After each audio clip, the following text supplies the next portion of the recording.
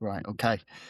The reason for doing this really is that there's two sides to this. So one is deal sources. Now, deal sources are renowned for doing this. They will give you the purchase price, the refurb cost, the sale price, and the net profit or the cash flow, depending on the type of deal that they're trying to present and sell. And this is typically what you'll get in WhatsApp groups, property WhatsApp groups, or Facebook property groups, or wherever you see deals online. Now, purchase, refurb, sale price, profit makes sense. Um, they're the headline figures. However, there's a lot more to it than that. And if we take these figures are actually an example of the deal that we're going to look at. So the purchase price is 150, refurb 30K, the sale price or GDV is 230. So that's going to give us a net profit of 50. Now, I posted this in the community earlier on today. So what would you do? Answer in the chat window. One, would you buy that? Or two, is it a no? Just put a one or a two. One for yes, you would buy it, and two for no, you wouldn't buy that based on those numbers. There's no kind of judgment here. It doesn't matter what you say. I'm just interested to see what people put in the chat window. So while you're doing that, let's jump into the next screen, the next slide.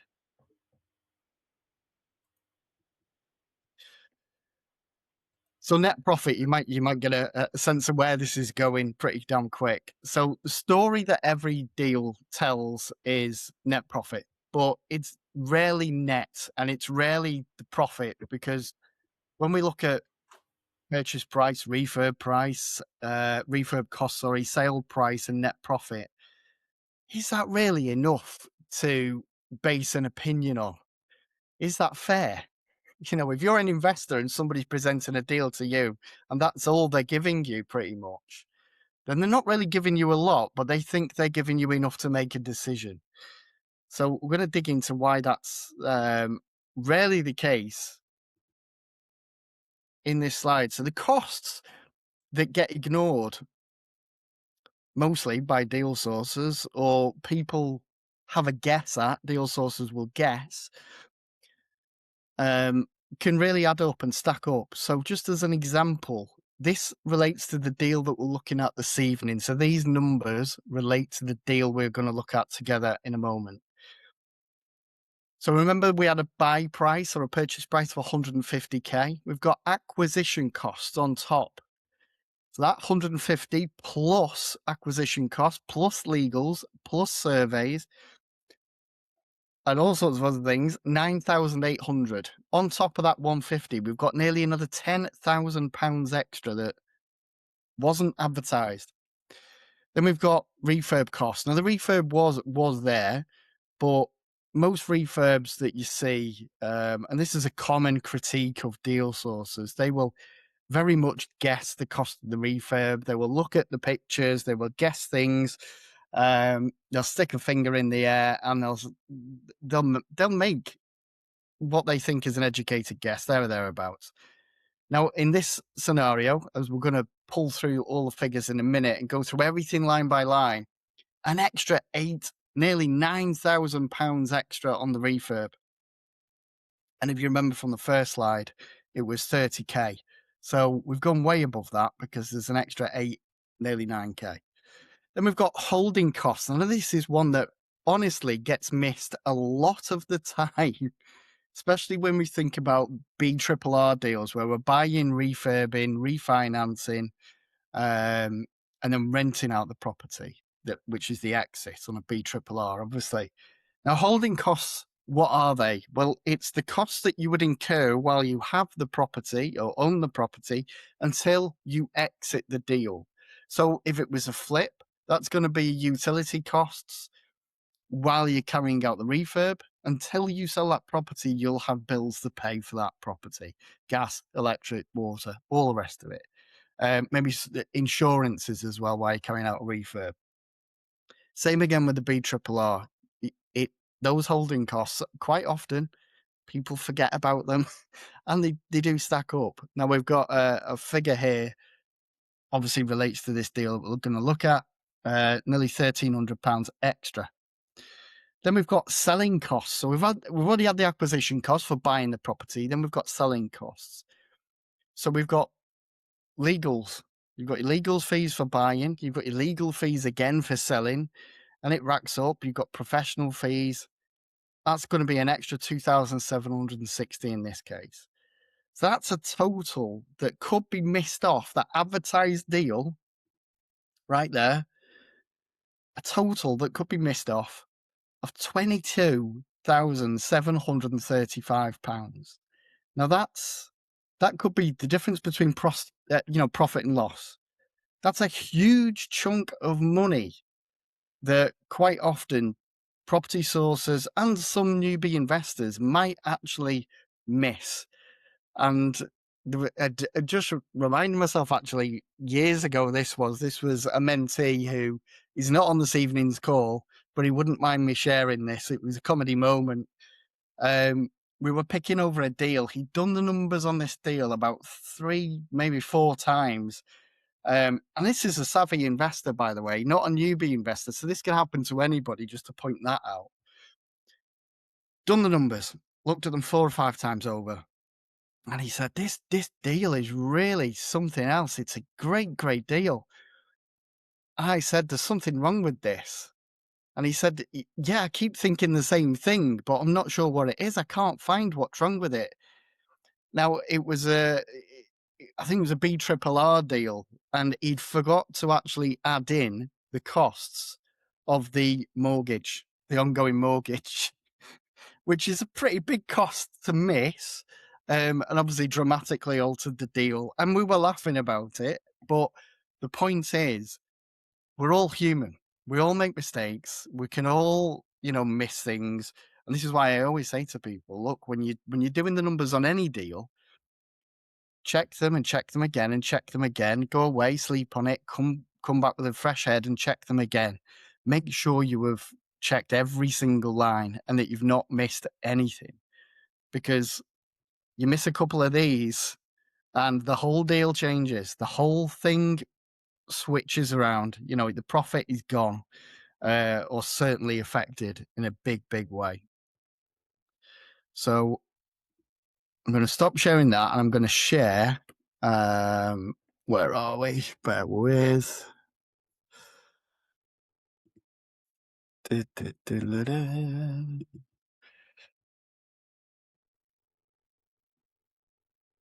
Everybody see that okay? Yeah. Rightmove? Yep, got it. Cool. Good stuff. Okay. So this is the property in question. Conway Crescent in Wales. Now, it's a property, as I said earlier on in the post today, that it needs a complete refurb. So that's why I picked it.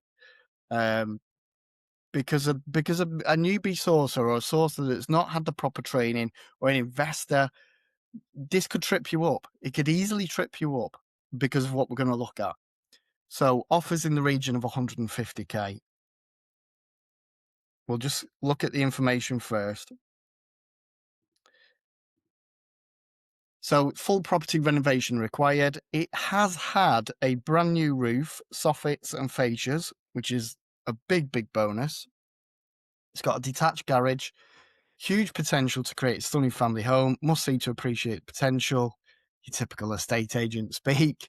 There's no central heating system. It's a corner plot, as we'll see from the images. It's 3-bed semi, ideal project for investors and developers. Now, the key information there is, before we dive into the pictures, it's had a new roof. So that's a huge, huge cost that has already been taken care of. So let's have a look at the images. Nice feature well in the front garden there. So this is the property from the front elevation, as you can see. I'm pretty sure this is after the roof has been done, because we can see some what looks like the old roof tiles there in the front garden. We've got the side of the property. and then it gets nasty. It gets really, really nasty as we go into the property. So we can see the condition of the property, I think, based on the information that it's had a new roof, I'm going to assume that the roof has caused a lot of the damage within the property. Now, the property is very dated, as we can see, but there's some damage to the property. We can see under the stairs there. I think you can see it clearer in the next picture. Got black walls. Obviously, there's raging damp going on in this property. And I'm going to guess the majority of that is because of the roof. In all my 23 years of looking at property, this is another thing that stood out. I've never seen a fish tank in a kitchen counter before. So that's a new feature. That was a bold choice from the owners. And you can see we've even got some of the outside coming in. It's never a good sign. But yeah, but we can see it's a complete knock this back to brick job. So you scoot through. There's nothing much that can be salvaged with this property in terms of the internals. The windows, judging from this image here, this window at the very least is UPVC. Any kind of damage around the window, I'm going to assume at this stage, obviously only looking at the photos, that any damage is because of the roof and not actually because of the windows leaking and the windows need replacing or anything like that. Again, we've got damp, we've got serious issues all over the place in terms of condition of walls and whatnot. You can see the hole in the ceiling on that picture. There it is in all its glory. So yeah, we've definitely had a huge issue with the roof, but now it's watertight. Now that's taken care of. So you would assume that this is watertight and then it's dry, and all of the nastiness that we're looking at in terms of damp, damage to the interior of the property, if you replaced it, then you should be fine. Obviously, that's an assumption at the moment. That's the bathroom. Ironically, the bathroom's the driest part of the house. You know what? I thought the same thing looking at it. It's weird, isn't it? I mean, obviously you can see a bit of mold above the window there, but yeah, it's probably the best room in the house. The garden doesn't get any better. It's got a nice gas bottle there. Lots of different bits of concrete broken up. It needs some TLC even in the garden. I'm not like, what were they thinking, honestly, with that lean-to? That's probably causing issues as well. In fact, from this elevation, that looks like it's actually would have the water running towards the house, or maybe it's the angle. But whatever it is, it's not good. You see there some breeze block construction, kind of half finished. Somebody had an idea and gave up. I've not spotted that before. A parrot there. Hope that's not real. Then we've got the detached garage, and not quite sure what that is there at the end. But anyway, it needs money spending inside and outside, as we can see. So just to give you a flavour of the property. So I'm going to stop sharing that, and I'm going to share. Where are we?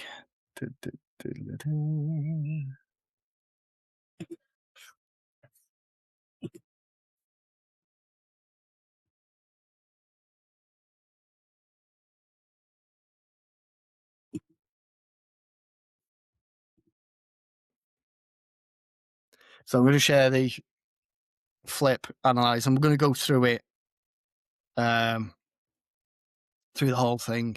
So this property is 79 Conway Crescent.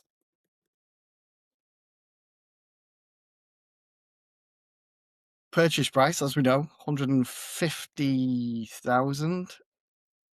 Expected sale price. Now, I'm not going to go and do it because it'll just take too much time, but I know we've got sold comparables in the area of about 235,000. So I'm going to build in a bit of contingency. Rather than put 235, I'm going to go with 230. If we get 235, happy days. But I'm just building in a bit more wriggle room, a bit more contingency. It's what I like to do when I'm analysing deals. So we're going to go with 230 as the expected sale price.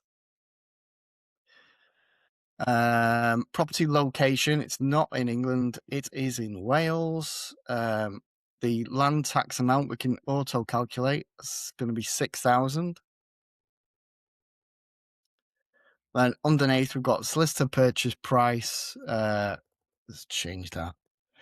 £1,200. Solicitor sale price, £1,200.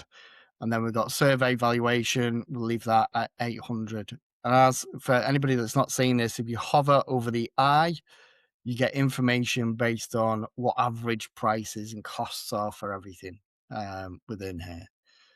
Broker fee, stick 600 quid in there.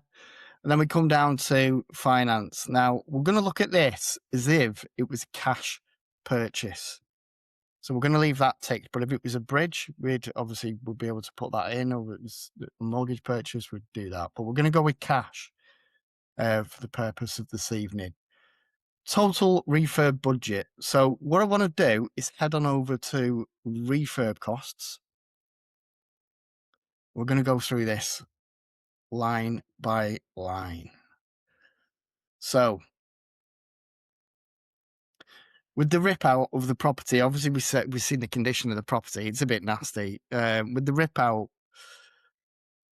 we're going to go with 3,500, and that's based on a full strip back to back on a 3-bed. Runs from 2.5 to 5 grand in labour and materials. Now, if you did this yourself, then obviously you're going to save a large chunk of money. But for the sake of this, we're gonna pay somebody else to do it, and we're going to factor in 3.5 grand there for the property. Next thing we need to worry about is damp proofing, because there's no structural work. We're not going to carry out any structural work. We're not going to underpin. Hopefully, there's no issues with load bearing walls as far as we can see. It's just damage from the roof. Roof works, obviously, we don't need to worry about because that's already been taken care of. Damp proofing. So we're going to put in here 2,000 based on we may need to have a damp proof course injection. We may need some damp treatment from a damp specialist. So we're going to factor in £2,000 based on our figures there. We scroll down. Obviously, we're taking this property back to brick. So we're going to need a complete full rewire of the property. So we're going to put in there, try that again, 4,000. Based on a full rewire on a 3-bed house, 3.5 grand to 5.5. So we're gonna go somewhere in the middle and go with 4. Plumbing and heating, obviously, again, there is no heating. The advert said that, so we're gonna have to put in a new system. Plumbing and heating, we've got 4,000 for that. Kitchen supply and fit. We do not want to keep that fish tank feature in the kitchen, and that was a horrendous kitchen. So we're going to go with £5,000 there. Bathroom. Although it's the best room in the house, you definitely don't want to be keeping it. So we're going to factor in the new bathroom. £3,000. We don't have a bathroom 2 or an ensuite, so we don't have to worry about that. Plastering. Obviously, we're knocking the house back to brick, which means exactly what I say. You're knocking the plaster off the walls. You are taking it literally back to brick, so you're left with a shell. So we then need to board the thing out and plaster what we have to create a new, basically, the new internal structure of the house, so it looks pristine and perfect again. So plastering. Whole house skim on a 3-bed, 2,000 to 3,500. So we're going to go with £3,000 for that. Flooring. Obviously, we're going to need that. So go carpet, £15 to £30 per square meter. I already know the based on the size of the property is 75 square meters. Based on the EPC. Earlier on, I went and had a look at the EPC register, looked it up, got the size of the property, 75 square meters, £20 a square meter. So that gives us a cost of £1,500. And as you can see, when you're going through line by line, we're basing this off national averages. This is what crops up. So if you were in London, you would go with the higher end. If you are further north, you go towards the lower end, or you can just average things out and go in the middle, depending on where you are in the UK. This is South Wales, I believe. So we're going pretty much in the middle of the estimations of what we've got here. Decoration and painting. I'm going to go with £2,000. So full internal decoration, wall ceilings, woodwork on a 3-bed will run from 2,000 to 4,000 using a decorator. Again, a bit like the rip out, some of these jobs you could potentially do yourself if you were so inclined. If you don't want to get your hands dirty, you're going to pay to get it done. Well, there's a cost. But I know a lot of people, I know Alex on his latest project, if you've been following along on YouTube and watching what he's been doing on these 2 latest projects, you'll see that him and his brother did the rip out to save the investor a lot of money and provide a service to their investor. They did the full rip out, so then the tradespeople come in to carry on from that point forwards, and it saves a lot of money. And things like the rip out and the decoration and painting, these are things that you can do yourself. Obviously, if you are useless at decorating and painting, let the professionals do it. Don't have a go and botch it, and you end up with a substandard result at the end. Internal doors and joinery. So just checking my notes here from earlier on when I was putting this together. So we're going to go with £2,000. And, it might be a bit more with your skirting boards and your architraves. And we can revisit this afterwards when we've got a quote for this from, a builder. But we just need some assumptions. And obviously, we're never going to be a million miles away if we're using this deal calculator, because it gives us the costings. External works, windows and external doors. From what you can see from the images, it's UPVC, so they can't be that bad.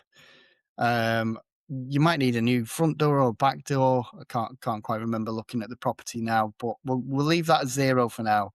External decoration,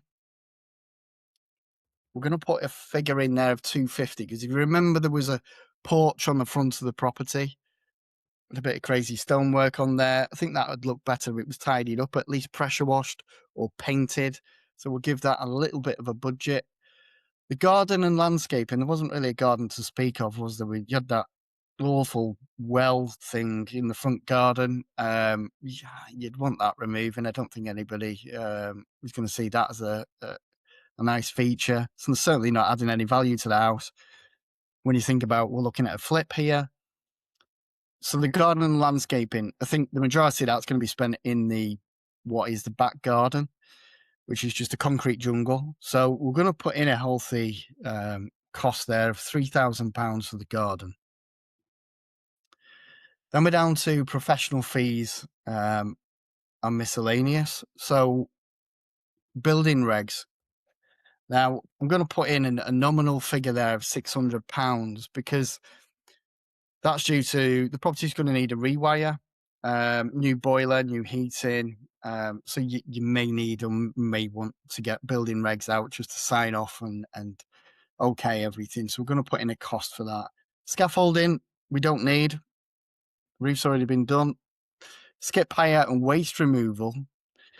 There's going to be a lot of waste. There's going to be a lot of waste with it. So we're going to put in 1,500 quid. And that's mostly obviously from the rip out stage. And that gives us a subtotal before the contingency of 35,350. That's a total refurb budget with the contingency of 10% of 38,885. That's what we've got. So if we jump back from the refurb section into the deal calculator, and we carry on from where we were up to, which was, we've got our refurb cost now. It pulls through. There's the number, 38,885. Holding period. We talked about these at the beginning, the holding costs. So we're going to have holding costs because we're doing a flip. So we're going to buy the property, refurb the property, and then we're going to put the property on the market, and then we're going to sell the property. Ideally, 6 months. If it's a bit more, it's going to be a bit more. 4 to 9 months is typical for a flip. 4 months is pushing it with conveyancing, with selling a property. But if you got access to the property quick and you managed to do your rip out super quick, and you could potentially do it quicker. But we'll go with 6 months for the sake of this. Where are we? So council tax monthly, we're just going to put in a nominal figure. And I say nominal, I have been on the local authority website and worked out. So that's roughly what the council tax would be, there or thereabouts. Utilities, a month, £60. Insurance monthly, 75. Yes, you will need insurance, and it will need to be the correct level of insurance, not just your typical home insurance. If you're carrying out a flip, the property's going to be empty overnight. Nobody's living in the property, and there's likely to be tools and things left in the property. So you have to have the right insurance policy if you're carrying out a flip. So 75 quid there. And it says there, it gives you some advice as well. Like I say, hover over the eye. If you're not sure, the answers are there. Other monthly holding costs, we're going to leave it 0. Estate agent selling fee, we're going to have at 1%. Staging and photography, 0. Other selling costs, 0. And then what we've got is this. So draw your attention over here to the results here. So we've got a gross profit of 27,265 before tax. Now, from the post I put in the school community earlier today, I think it was about a 28% return when we based it on the original figures of purchase for 150, refurb 30, sale price 230, net profit 50k. Net profit 50k. We've got a gross profit here of 27,265. So you can see how getting those things wrong that we looked at earlier on in let me get it up again so I can see it. So the acquisition cost, the legals, the surveys, the refurb cost being a guess and not really, we didn't really dig down into detail. That's added on £8,885. We've been through this line by line, and this deal calculator obviously allows you to get closer to reality. And that's where I feel like a lot of property sources go wrong, because a lot of this is worked out in a very basic spreadsheet or a very basic calculation of, I think it'll be about this. It shouldn't be more than that. And it's, you see it every single day. And I'm sure you guys see it if you're in these WhatsApp groups where people are selling deals. See it literally all the time. And it dramatically alters the deal. So we've got a gross profit of 27. Now, beforehand, we had a profit of 50k.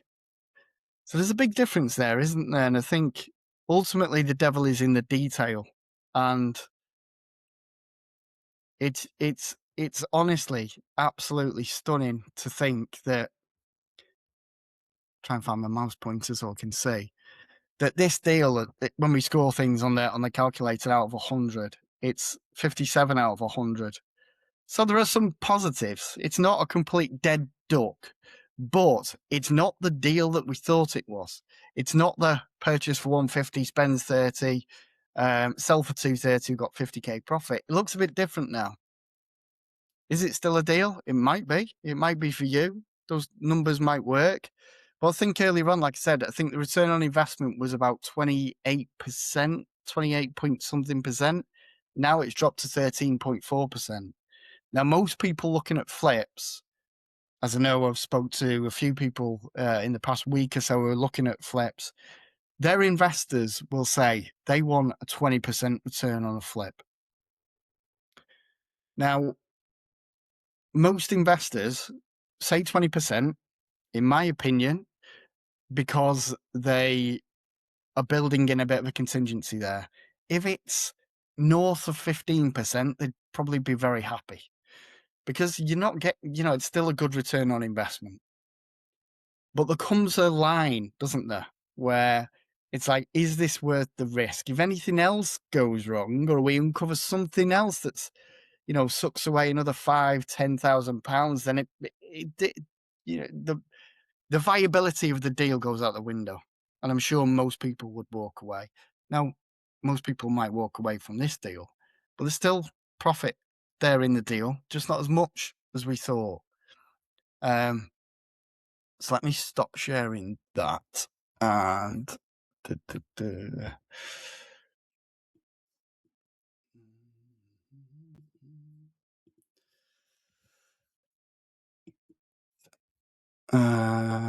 where's it gone?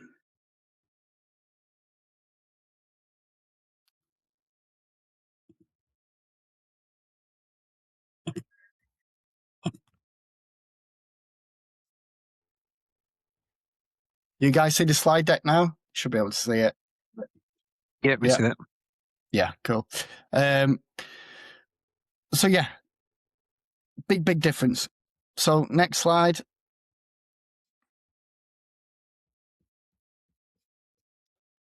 If we can find my pointer. Where's my pointer gone? Working on two big screens and my pointer's gone missing. There we go. There it is. So the importance is that obviously run every single number. And this is what I feel like a lot of basic sources out there, your newbie sources, it's a common mistake. And I think, honestly, hand on heart, if I'm being completely honest with you, I think the majority of deals out there are not analysed correctly. As soon as you start diving into the details as an investor, when you are looking at a deal that has been sourced by somebody else who is asking you for a sourcing fee, it starts falling apart. And it's usually the numbers that we've discussed this evening where it's fallen down. And it's so common. And I wanted to do this evening, one, to shine a light on it so everybody's aware, but two, to make you aware. If you're an investor watching this and you are looking at deals that sources present to you, this is massively valuable because you should not just rely on your deal sources numbers. You should go and carry out your own due diligence, dig into the detail, dig into the numbers, carry out your own research. And if something's not right and you disagree with the numbers, then have a conversation with your deal sourcer and get them to justify why they think their numbers are correct. And quite often they're left embarrassed and they've got egg on their face. And it's not about throwing anybody under the bus. That's not what this is. This is about protecting yourself if you're an investor, not investing in a bad deal. Unfortunately, as I said to somebody else today, I've seen this too often where I had a mentee. I've shared this story before. A mentee, I won't name names, invested in a deal from a deal sourcer. The deal went south very quickly. The deal sourcer was project managing a refurb on the property. The guy bought the property, paid a sourcing fee, sent the guy, I think, about £17,000. And then 2 days later, he gets a notification that the company's being liquidated. He goes to the property, turns up because he had access to the property, goes in. The £17,000, apparently, some of that had been spent, according to the deal sourcer, on the property for the flip. Guess what? The guy walked into the property and the only thing that had happened for 17 grand is some internal stud walls had been removed. 17 grand, gone, vanished, never getting that back. Now, that mentee, I said, I can't really do anything for you now. You should have brought this to me beforehand, because the contract he signed with that deal sourcer absolved the deal sourcing company and the guy from any liability whatsoever. So he had nothing. He had nothing to chase. He signed this contract, and the thing that makes it even worse is this meant he had his head in his hands on the call with me. It was a horrible call. You just want to help somebody, but it's too late. He had his head in his hands because he'd lent the £17,000 off his elderly father, and he was never getting that back. And he felt guilty because he'd lent that money off a family member, and he'd made a stupid decision, not done his homework properly. If you're an investor and you are using deal sources, protect yourself, do your own research, skill up, and don't just trust the deal sources numbers that you're paying them a fee, so they've done all the work. Yes, they should have done. What I'm saying is a lot of deal sources are not all that. And it's a sorry state of affairs. It honestly is. And I do think, I mean, in terms of the training that you guys have had, you've done the deal sourcing course, you'll know that I'm a stickler for being transparent, for doing things in the right way, for being compliant, for treating your investors' money as if it was your own. I think that's just a given. But I do think a lot of these people that go and do a property sourcing course are thinking about money and not much else. And I think that's the brutal reality of this. And the real lesson is, if you are a deal sourcer, you need to know the real numbers before you can sell that deal, or if you're an investor, invest in the deal. Go and research the numbers. Research what you're investing in, because it's too late once it's done. And it's not nice when you when you lose a substantial amount of money. It is not a nice feeling. So as we've gone through this evening, your basic figures, going to keep coming back to it. That snapshot, those figures is what you see in most WhatsApp property groups. That is what you don't see. Same house, same deal. The only difference is analyzing the deal properly. Now, Property Filter, as I'm sure some of you probably use, Property Filter is great at helping you find deals, but the deal calculator it's okay, but it doesn't cover every eventuality, and it certainly doesn't point you in the right direction.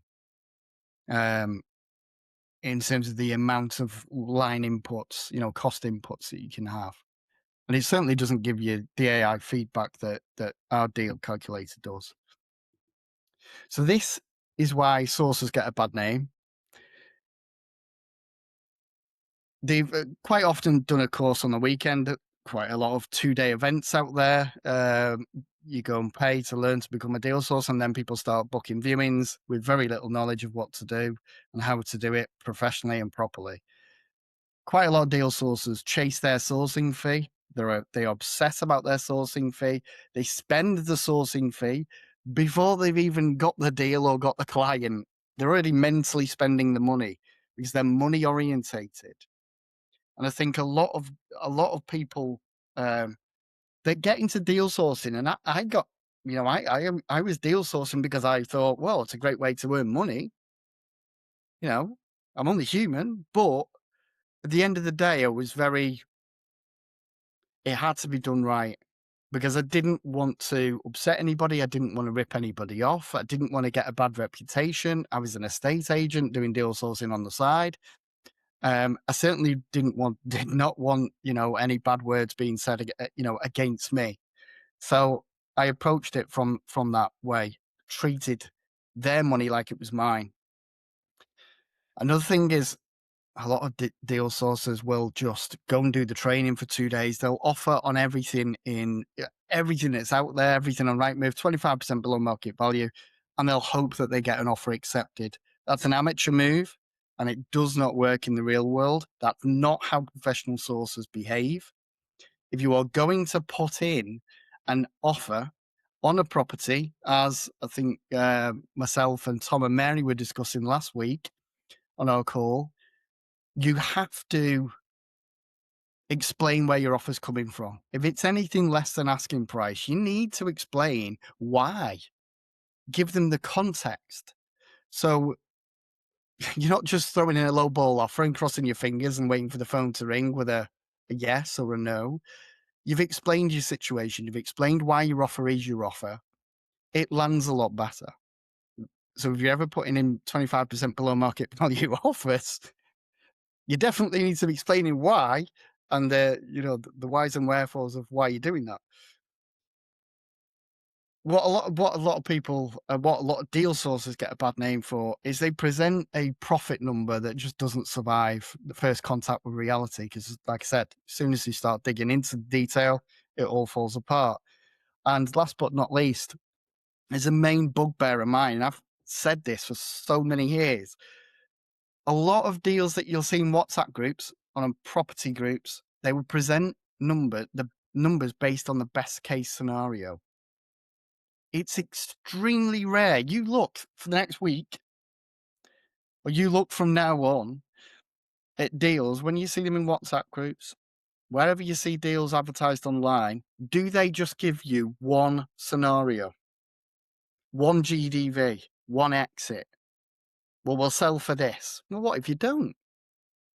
What if you don't sell it for 230? What if the market dips a little and you've got to take a hit and you sell for 215? Does the deal still start? You know, we can all work things out on the best case scenario, but that's not reality. And if you're a deal sourcer and you're working with investors, it is your obligation, I would say, to stress test those numbers and protect your client. That's what they're paying you for. Anybody can go and jump on Rightmove and think, oh, this house needs doing up. Maybe there's some money in it. Throw some numbers at a calculator. And anybody can do that. That's not really a skill. The skill is in all of this put together and giving a very professional, very thorough service to your investor client. This doesn't happen 9 times out of 10 doesn't happen with deal sources in the UK. And that's why you'll see these posts. I've seen one earlier today. First thing this morning, I seen a post, and it was someone on video bad mouthing deal sources, and all the comments were, "Oh my god, yeah, I see this as well," da, da, da, and it was all negative. And nobody was brave enough to jump in there and go, "I'm a deal sourcer, but I'm not like that." That's an opportunity. If you ever see that online, you think, oh, everybody thinks deal sources are, muck on your shoe. Prove them wrong. Get in there. Show them that you're not. Show them that you're transparent. Show them that you do things in the right way. Uh, you know, I've been building a website for a mentee today, and part of what she wants to really get across is that message that she doesn't charge a reservation fee. There's no money paid up front. That she's fully transparent on her fees. All of that is on her website, and it absolutely throws it in their face. So if anybody lands on that website, there was zero doubt where that person's morals are, how they operate their business, and it sets you apart. So if you're a deal sourcer and you're thinking, my God, Paul's being negative this evening about deal sources. Honestly, I'm not. I'm not, guys. That's not what this is. I just want to make you aware of the lay of the land. If 90% of deal sources are what we talked about tonight, then be the 10%. But It, you it, need to sing and shout about it. it doesn't sound like you're being negative about deal sources. It just sounds like you're pointing out that, like many industries, there's plenty of cowboys in it, and Yeah, yeah, unfortunately, they're the ones that give the industry a bad name. And there's no shortage of them. yeah. There's definitely no shortage of them, and I think sourcing is an art form, and I think people that do it well do really well. I always say, look, if you're a deal sourcer, you should be earning 6 figures a year. I had colleagues when I first started were like, if you can't earn six figures a year deal sourcing, then you're coming at it from every wrong angle. And it's true. Often you It's can just filter them very quickly by just asking them for their compliance information. yeah, yeah. A lot of But them have that's part of it. I mean, that's check number one, isn't it, in terms of due diligence with these guys is making sure they're compliant, that they've done their AML training, that they, throw some curveballs at them and see how they answer questions before just jumping straight into bed and thinking, yeah, you'll do for me. they they also very rarely show it with using finance rather than cash, because that will always make the deal less attractive. Yeah, yeah, definitely. Definitely. I mean, purposefully tonight, I did that on cash because Mm. even that was terrible. If you factor in bridging on that, the numbers are going to drop even further. So, yeah, you do often get that, and I think a lot of deal sources don't even understand that the differences sometimes between how to fund deals and how to structure deals and the cost implication of that on the numbers. Um, there's room for improvement, but I see it as an opportunity, and that's why I wanted to talk about it tonight because I know quite a few of you guys, deal sourcing, or you are an investor yourself. It works for both sides. This is not just me beating sources over the head. It's a case of be aware of it and be the opposite. Be the opposite. And a professional obviously goes without saying runs the numbers. Every number, not just the numbers that they would like to share online. Cost the refurb line by line, like we did it, room by room, and evidence everything. Show the true net profit after every single fee has been accounted for. If you are giving your investor client a brochure and say, look, here's a deal, here's all the numbers, and they are coming back at you saying, well, you forgot about this, you don't want that. You don't want that. Do the basics because most people don't. But rather frighteningly, most investors don't pull deal sources up on it for fear of, I don't know, it's a British thing, for fear of, confrontation or whatever it is. Be careful. Stress test the deal properly. Any deal sourcer should do that. Stress testing the deal, not best case scenario figures, before a client commits a single penny. Earn the client's trust. That's what all of this does. If you do this and you run your business genuinely like this, and you treat every single penny that your investor has like it was your own, like it was your last penny, you are going to earn trust easily. You are going to get repeat investors because they are going to really, want to work with you again. And it's enables you the right to charge a proper fee. And if like the lady who built a website for tonight, she's not on the call, she's going to be watching the replay. Um, she's she offers sourcing for mainly flips, but dabbles with a bit of BRRR as well and buy to let if it presents itself. But predominantly it's flips in her area. That's what her focus is. And she charges a fee for sourcing, but she also charges a fee for project managing as well. Like Alex is doing on his deal. He'll be taking a fee for project management because he's literally managing the project from start to finish. There's various different ways to generate money in property, and I do feel like you've got a lot of people in the property sector who are just money obsessed.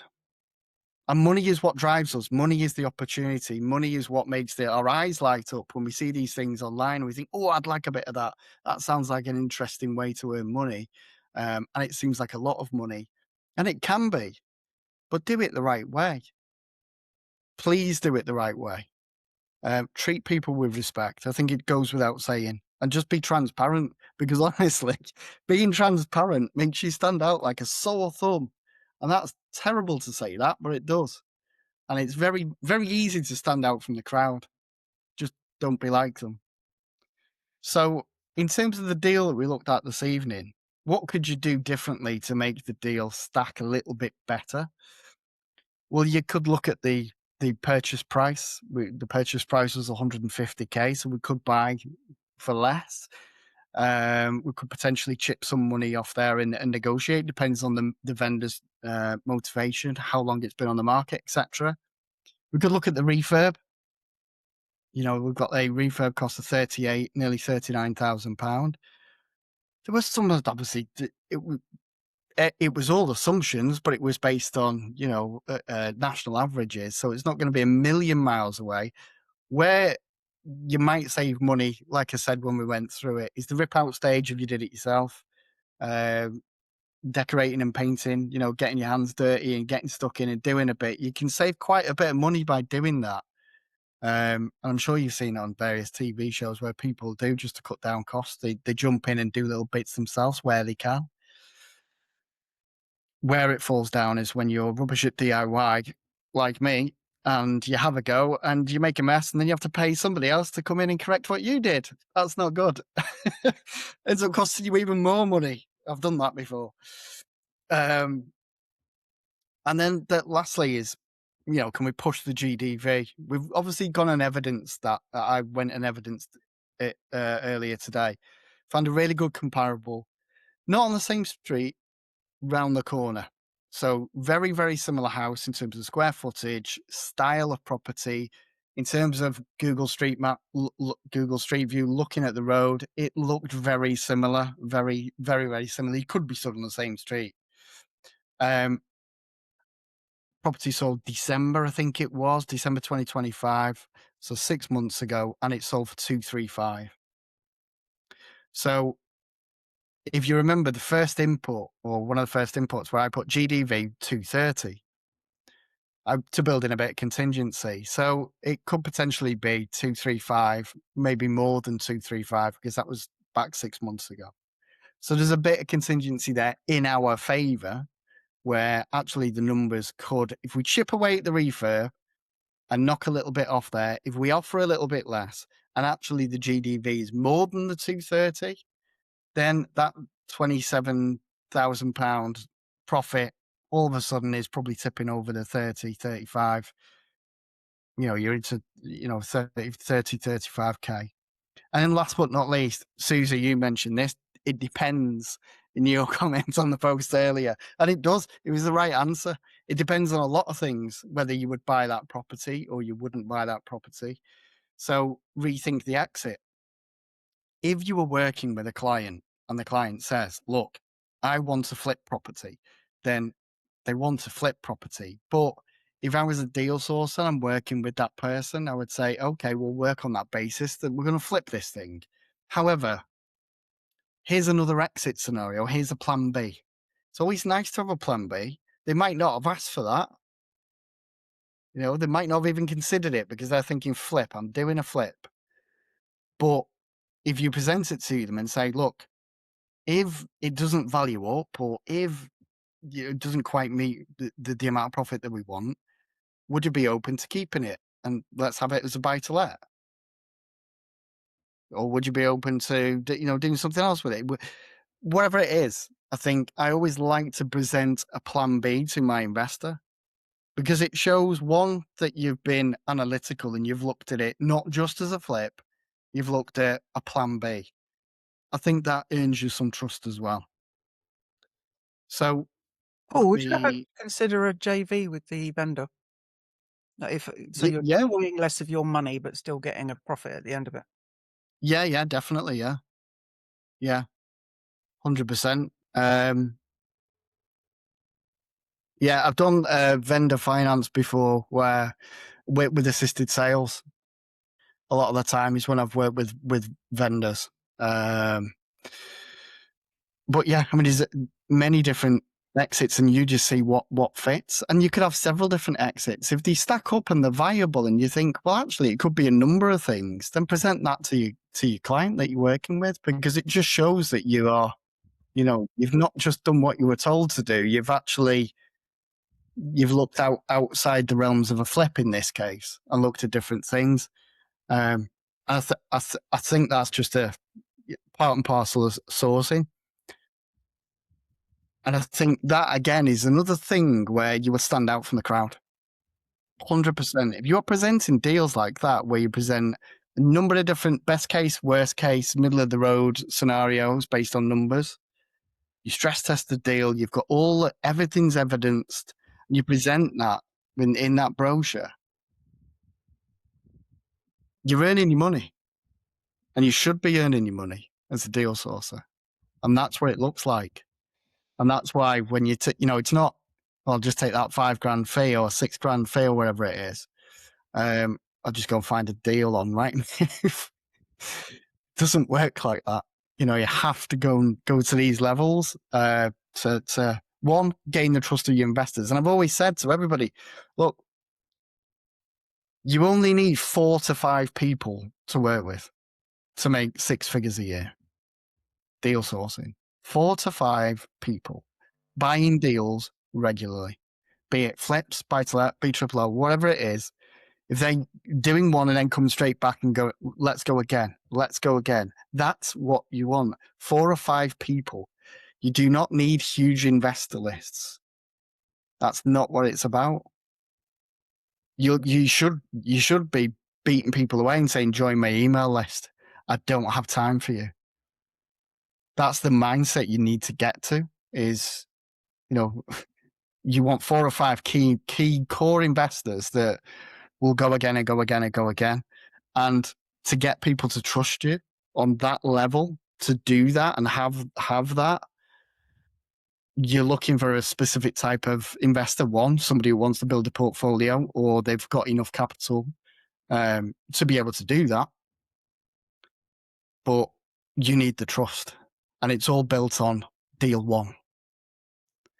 Because if you mess up the first one, or you lose that trust, or the relationship sours, or there was a disagreement along the way, or the communication wasn't great, which is common. That's a big common one, that communication goes off the boil.